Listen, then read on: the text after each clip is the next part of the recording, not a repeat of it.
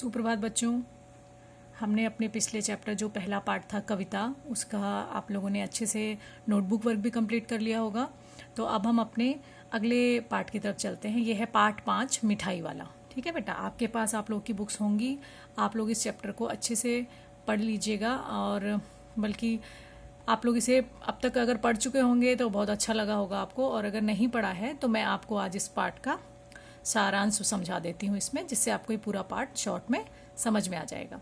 अगर किसी को फिर भी कोई दिक्कत हो तो आप पहले इस पार्ट को अच्छे से पढ़ लीजिएगा। ठीक है, तो ये जो पार्ट है बेटा, इसका जो नाम है, जैसा कि इसके नाम से ही पता चल रहा है, मिठाई वाला, है ना। तो ये जो चैप्टर है, जो पार्ट है, ये भगवती प्रसाद वाजपेयी जी के द्वारा लिखा हुआ है। ठीक है, इस पार्ट को अगर आप पूरा अच्छे से पढ़ लेंगे तो इसमें ये समझ में आया, जैसा कि मैंने पढ़ा, कि इस कथा में एक फेरी वाले की भावनाओं को बड़े ही मर्म स्पर्शी तरीके से चित्रित किया गया है। ठीक है, जैसे ये फेरी वाला आप देख रहे हैं, वैसे ही ये फेरी वाला पहली बार खिलौने बेचने जाता है और बड़े विचित्र लेकिन मधुर ढंग से गाकर कहता है कि बच्चों को बहलाने वाला खिलौने वाला। उसकी आवाज सुनकर हलचल मच जाती है। छोटे बच्चों की माएं चीख उठाकर छज्जे से झांकने लगती हैं, तो बच्चों का झुंड खिलौने वाले को घेर लेता है। खिलौने वाला वहीं अपनी पेटी खोलकर बच्चों को खिलौने दिखाने लगता है। बच्चे अपने नन्हे नन्हे हाथों से खिलौने लेते और तोतली आवाज में दाम पूछते हैं। राय विजय बहादुर के बच्चे चुन्नू मुन्नू भी खिलौने लेकर उछलते कूदते घर पहुंचे। उसकी माँ रोहिणी ने उनसे पूछा कि खिलौने कितने में लिए, तो चुन्नू मुन्नू ने बताया कि 2 पैसे में। यह सुनकर रोहिणी को अचरज हुआ कि इतने सस्ते में खिलौने वाला खिलौने कैसे दे गया। बात छोटी सी थी, आई गई हो गई, मतलब भूल गए। 6 महीने बाद नगर में एक मुरली वाले के आने का समाचार फैला। लोग बातें कर रहे थे कि वह बड़ी अच्छी मुरली बजाता है और केवल 2-2 पैसे में मुरली बेचता भी है। उसे देखकर ऐसा लगता है जैसे वह वही खिलौने वाला है जो पहले आया करता था। मुरली वाले की आवाज भी गलियों में उसी प्रकार सुनाई देने लगी, बच्चों को बहलाने वाला, मुरलिया वाला। उसकी आवाज रोहिणी ने सुनी तो उसे तुरंत खिलौने वाले की याद आई। चुन्नू मुन्नू पार्क में खेलने गए थे, इसलिए उसने मुरली खरीदने के लिए पति से कहा कि वह मुरली वाले को बुला लाए। बच्चों से घिरे हुए मुरली वाले से विजय बाबू ने मुरली का मूल्य पूछा, मतलब दाम पूछा, तो उसने कहा कि वह देता तो 3 पैसे में है, लेकिन उन्हें 2 पैसे में ही दे देगा। यह सुनकर विजय बाबू मुस्कुरा उठे। उन्होंने कहा, देते तो सबको इसी दाम से हो, लेकिन एहसान मेरे ऊपर लाद रहे हो। उनकी बात से मुरली वाले ने कहा कि इनका असली मूल्य 2 पैसा ही है और कहीं इस दाम पर नहीं मिलेंगी, क्योंकि बहुत सस्ती होती हैं। वो बहुत सस्ती दे रहा था, तो कहता है कि इस दाम पर आपको कहीं और नहीं मिलेंगी। ग्राहकों की आदत होती है कि दुकानदारों को लुटेरा समझने की, तो विजय बाबू ने कहा कि उनके पास वक्त नहीं है, वह जल्दी उन्हें 2 मुरलियां दे दे।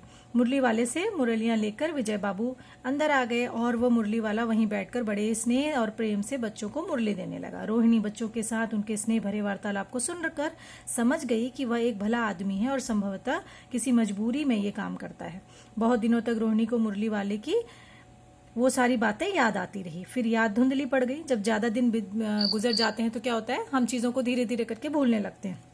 8 माह बाद सर्दी के दिन मैं रोहिणी छत पर बैठ अपने बाल सुखा रही थी, तभी उसके कानों में आवाज आई, बच्चों को बहलाने वाला, मिठाई वाला।